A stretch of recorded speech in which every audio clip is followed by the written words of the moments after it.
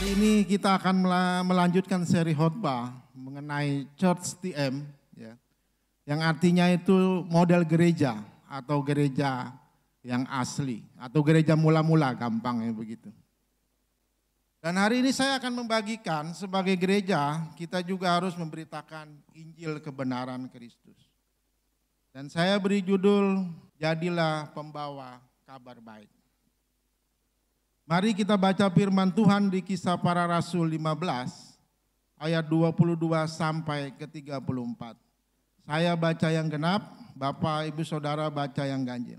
Maka rasul-rasul dan penatua-penatua beserta seluruh jemaat itu mengambil keputusan untuk memilih dari antara mereka beberapa orang yang akan diutus ke Antiokhia bersama-sama dengan Paulus dan Barnabas, yaitu Yudas yang disebut Barsabas dan Silas. Keduanya adalah orang yang terpandang di antara saudara-saudara itu. 2-3. Kepada mereka diserahkan surat yang bunyinya, salam dari rasul-rasul dan penatua-penatua dari saudara-saudaramu kepada saudara-saudara di Antiokhia, Syria dan Kilikia yang berasal dari bangsa-bangsa lain.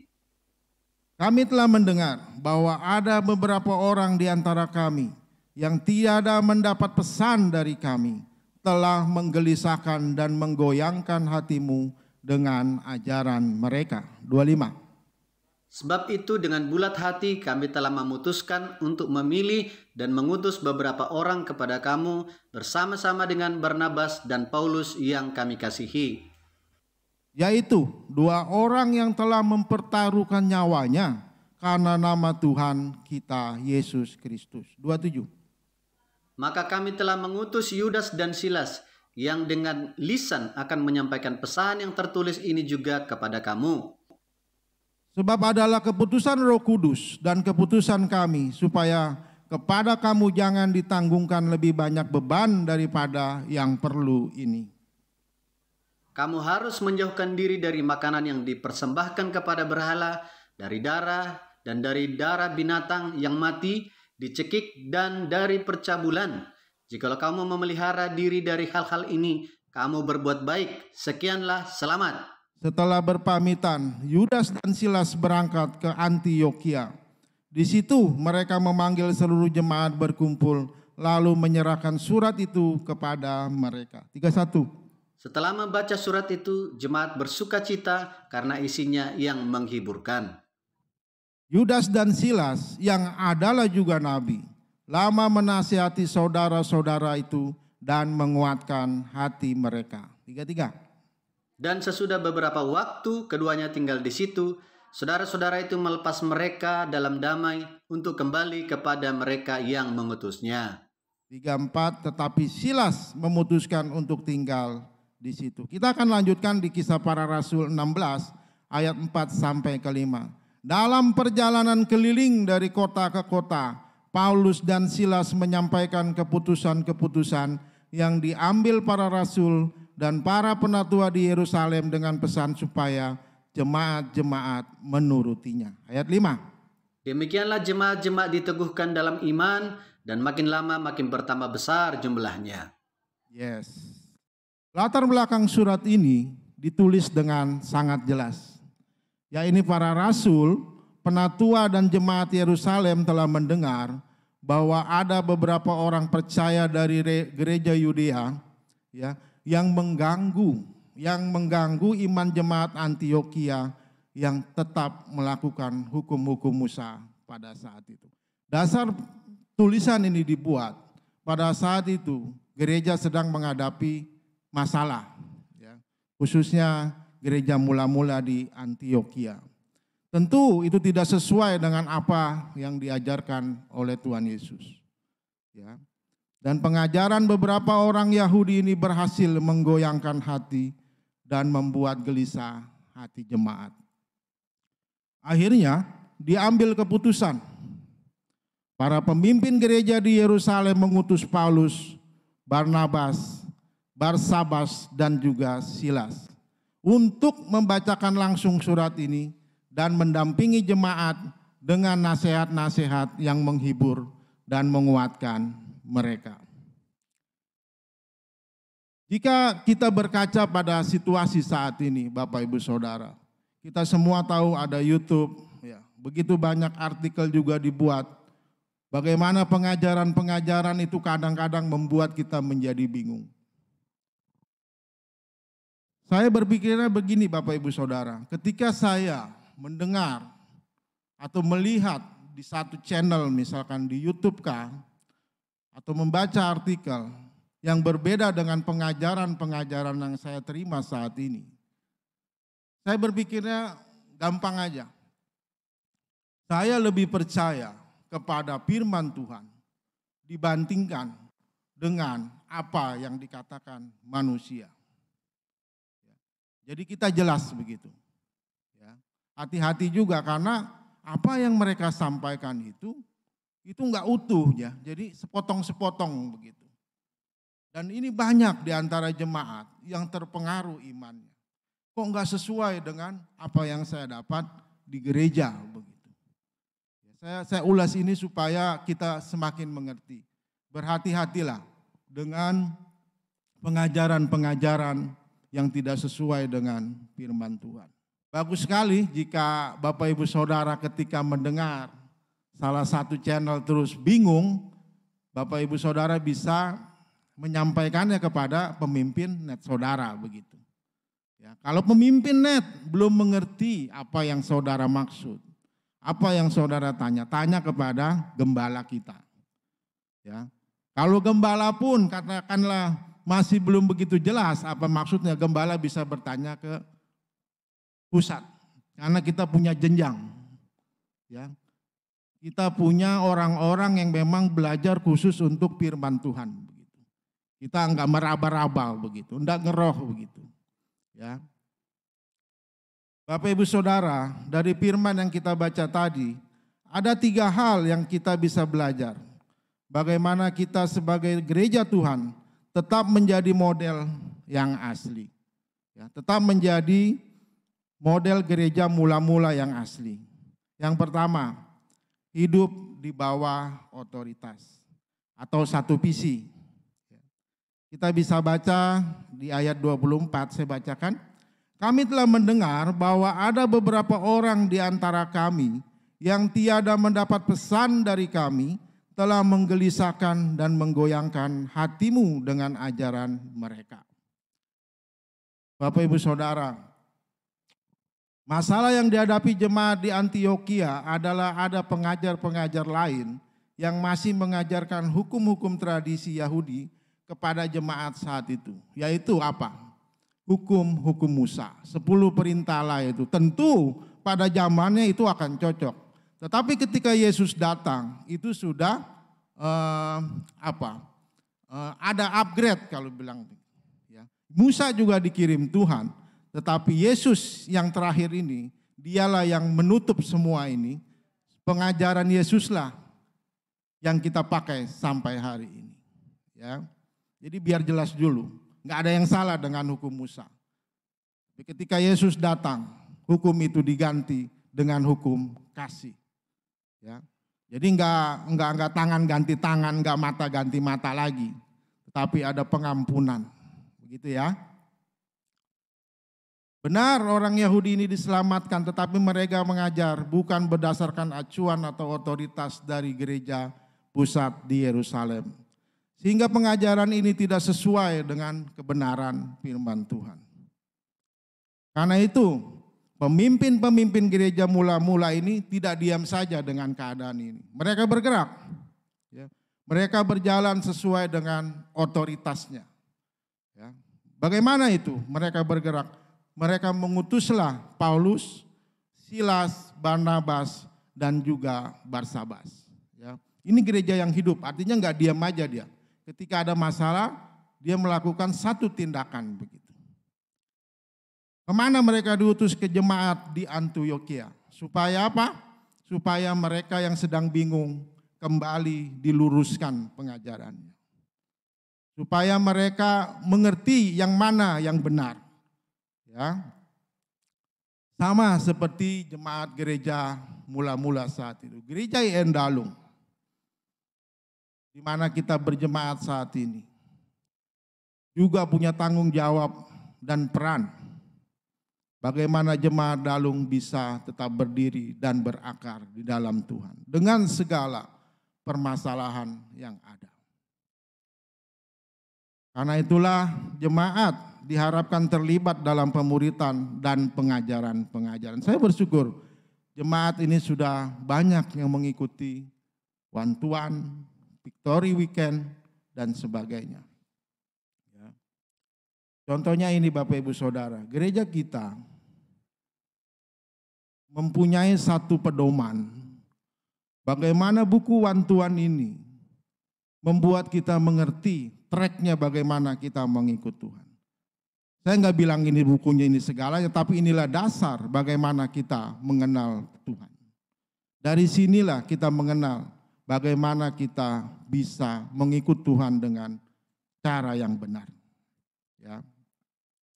Karena saya sendiri, saya 25 tahun Bapak Ibu Saudara mengikut Tuhan.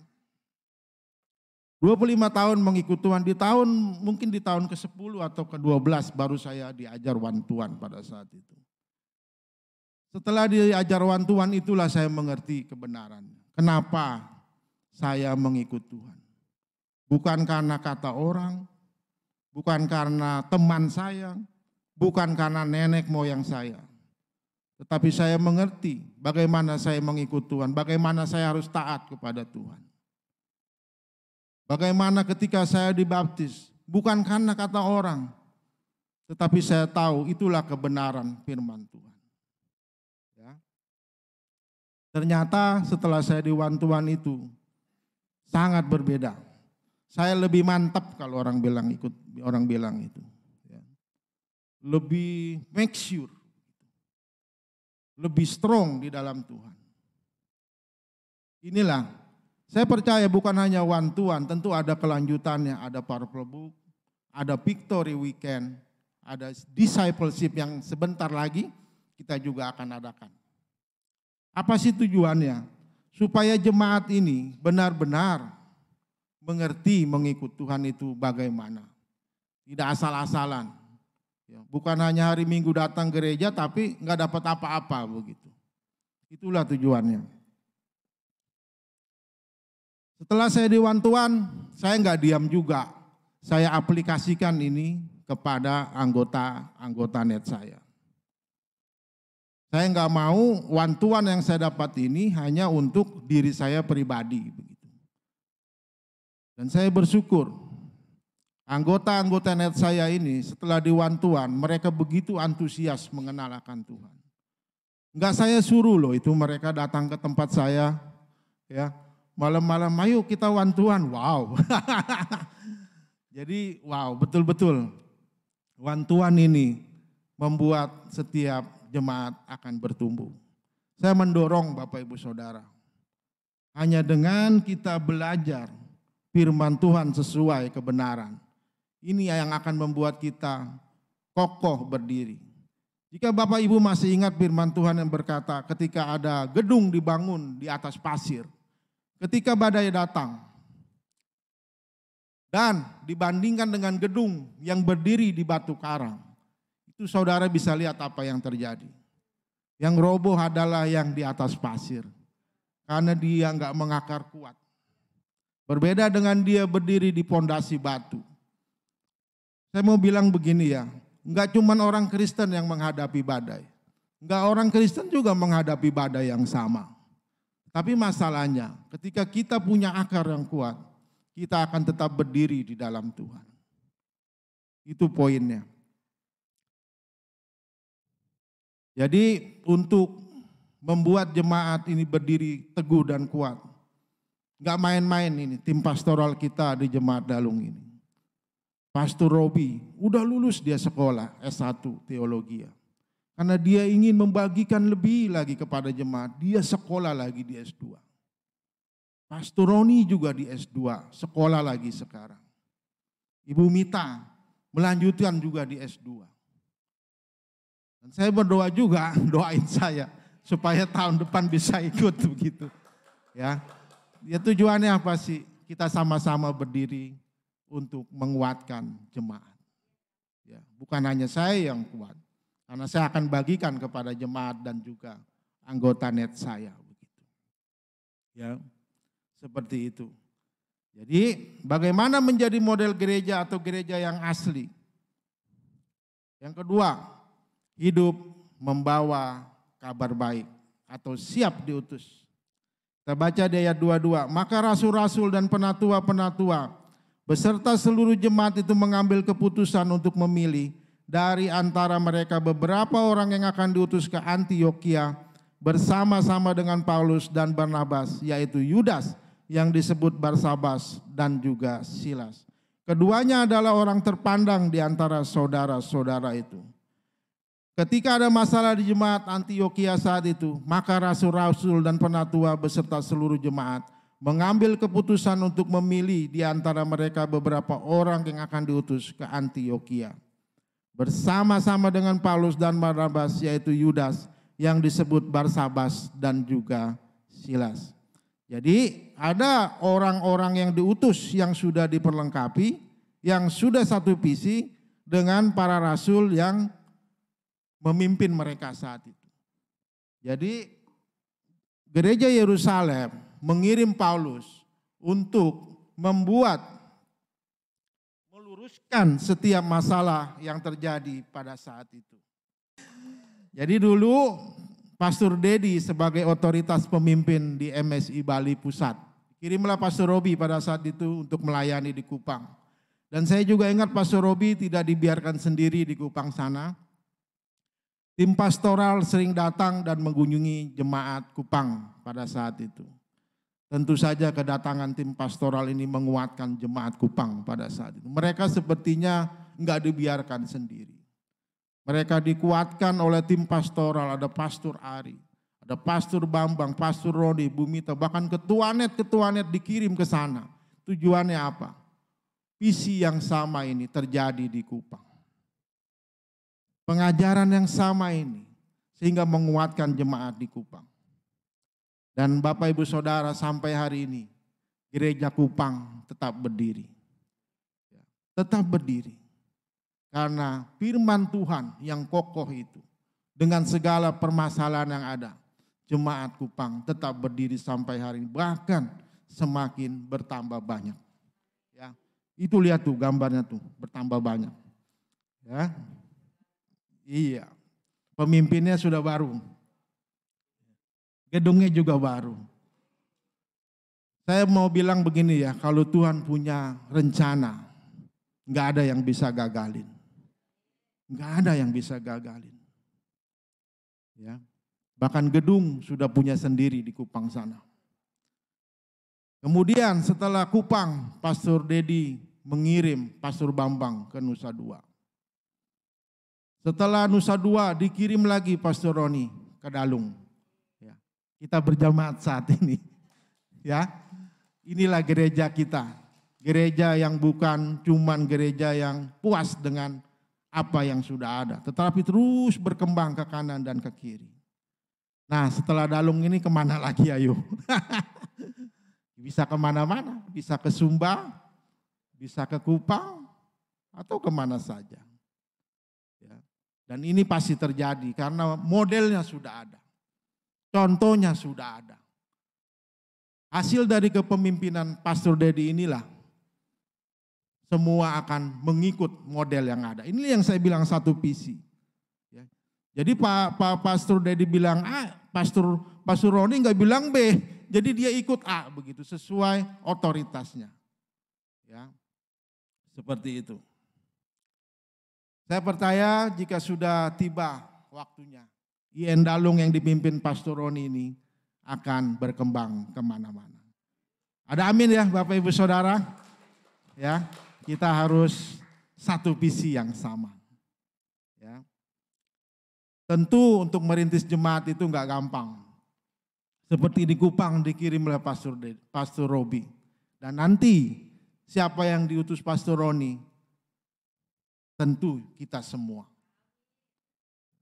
Enggak bisa Pastor Roni sendiri yang berangkat ke sana, enggak bisa. Ada Bu Bintang, ada Bu Made, ya, yang siap terlibat membangun gereja ini bersama-sama sesuai dengan visinya Tuhan. Ya. Itulah tujuannya. Sebagaimana Yesus berkata kepada murid-muridnya, mari ikutlah aku. Kamu akan kujadikan penjala manusia. Mari ikutlah aku, Ibu Tekun. Ibu Tekun akan kujadikan penjala manusia. Ya, kita semua penjala manusia. Jadi tadi yang ke-1 sudah, yang kedua sudah, yang ketiga bagaimana menjadi gereja yang asli atau menjadi model gereja Tuhan. Hidup menguatkan iman orang lain atau meneguhkan orang lain. Seperti itulah desain kita. Ya. Kisah Rasul 15 ayat 32. Yudas dan Silas yang adalah juga nabi, lama menasihati saudara-saudara itu dan menguatkan hati mereka. Saya lanjutkan. Dalam perjalanan keliling dari kota ke kota, Paulus dan Silas menyampaikan keputusan-keputusan yang diambil para rasul dan para penatua di Yerusalem dengan pesan supaya jemaat-jemaat menurutinya. Yang kelima, demikianlah jemaat-jemaat diteguhkan dalam iman dan makin lama makin bertambah besar jumlahnya. Saudara perhatikan di sini. Paulus, dia seperti membuka jalan jemaat Dalung itu, jemaat Antioquia untuk menjadi besar. Dia lakukan bagiannya sesuai otoritas yang dia terima. Karena begini ya, orang yang taat kepada pemimpinnya itu berkat Tuhan akan mengalir. Tentu ketika pemimpin ini benar, itu percepatan akan terjadi. Ya, itulah bedanya. Ketika kita satu visi dengan pemimpin, terjadilah yang namanya berkembang itu seperti melesat begitu, seperti anak panah dia, shit begitu. Jadi nggak lambat-lambat, nggak slow motion begitu. Ya, itulah bedanya. Yudas dan Silas hadir untuk menguatkan jemaat-jemaat yang lagi punya persoalan pada saat itu. Jemaat yang sedang tawar hati dihibur oleh Silas. Yang lemah imannya diteguhkan dan yang sakit didoakan. Itulah tujuan keberadaan Silas di tempat itu, juga kita tentunya. Tentu saja Silas mengajarkan mereka dan memperlengkapi mereka untuk lebih kuat di dalam Tuhan. Demikian juga dengan jemaat kita ini. Kalau ada yang menghadapi situasi sulit, misalkan dalam hubungan suami istri, baiklah ketua netnya dengan inisiatif, dengan belas kasihan, minimal berusaha memberi jalan keluar, mendoakan mereka. Itulah fungsi daripada ketua net ini. Bukan hanya ketua net, jemaat-jemaat juga punya peran yang sama. Semuanya, dari pemimpin hingga jemaat mempunyai peran yang sama, dipakai Tuhan. Menjadi berkat bagi orang, menguatkan orang lain. Ya. Kalau ada yang stres, saya seringkali mendoakan orang yang lagi stres. Itulah keberadaan kita. Artinya saya ini bermanfaat gitu loh buat orang. Ya. Saya pernah mendoakan seorang ibu. Berapa bulan dia mengalami namanya roh ketakutan. Jadi ketika dia melihat begini dia. Saya kasihan ibu, dia duduk begini.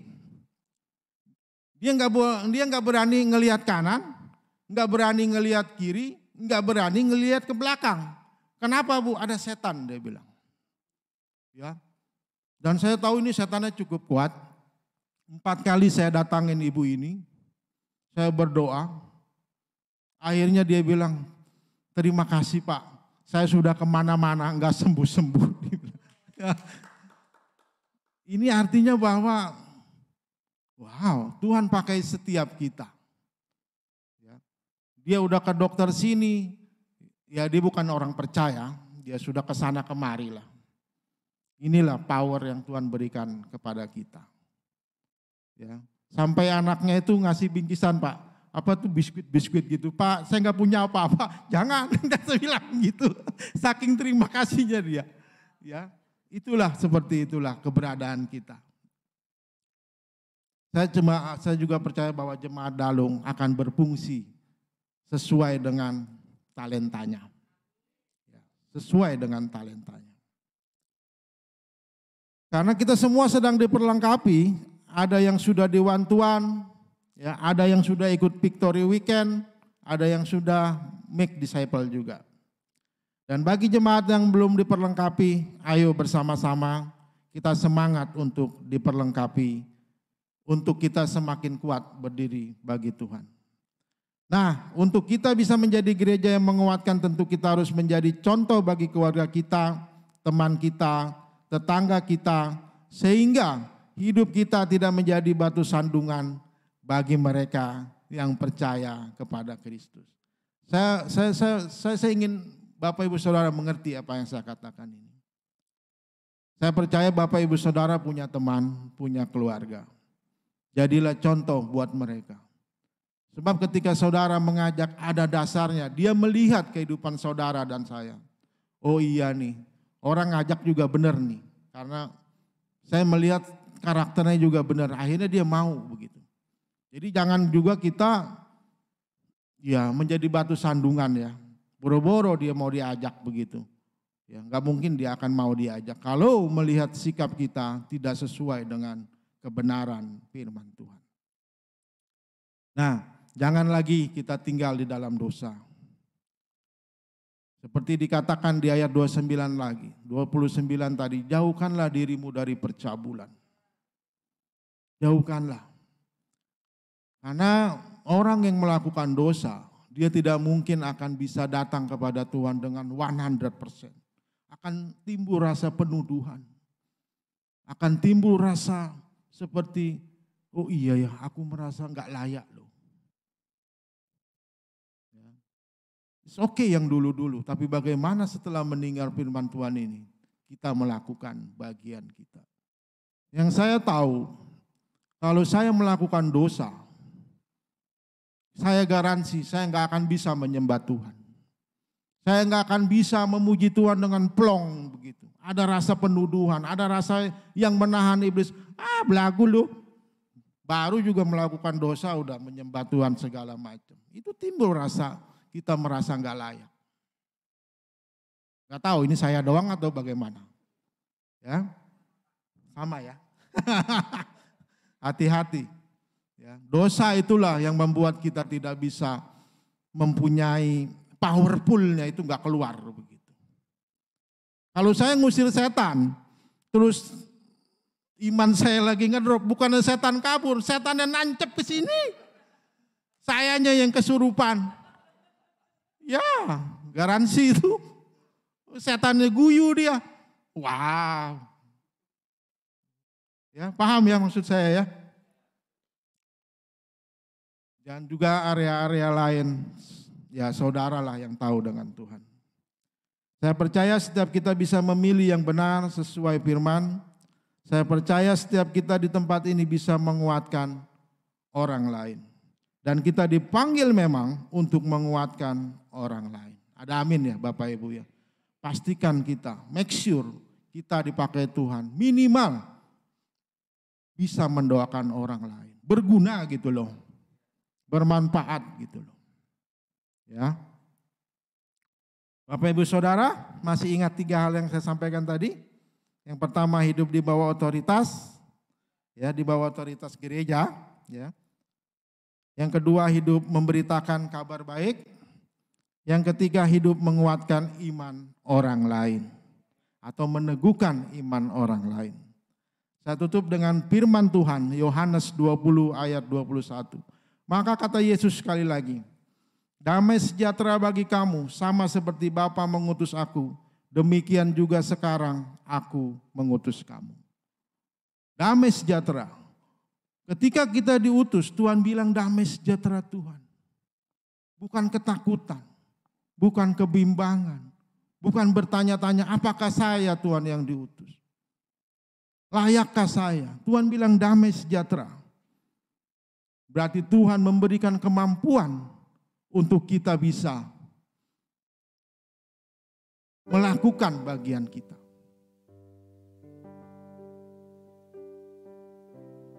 Jika Yesus saja, Tuhan yang segala Tuhan itu mau diutus Bapaknya ke bumi ini untuk menanggung setiap dosa saudara dan saya.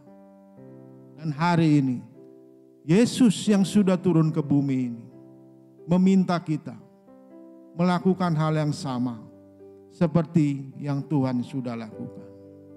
Berikan diri saudara dan saya untuk dipakai Tuhan. Untuk dipakai Tuhan. Menjadi berkat bagi banyak orang. Begitu banyak orang di luar yang stres nggak tahu jalan keluarnya. Untuk itulah kita hadir. Untuk itulah kita ada. Terima kasih. Saya berdoa apa yang saya sampaikan ini bisa dijalankan, bisa dilakukan bersama-sama.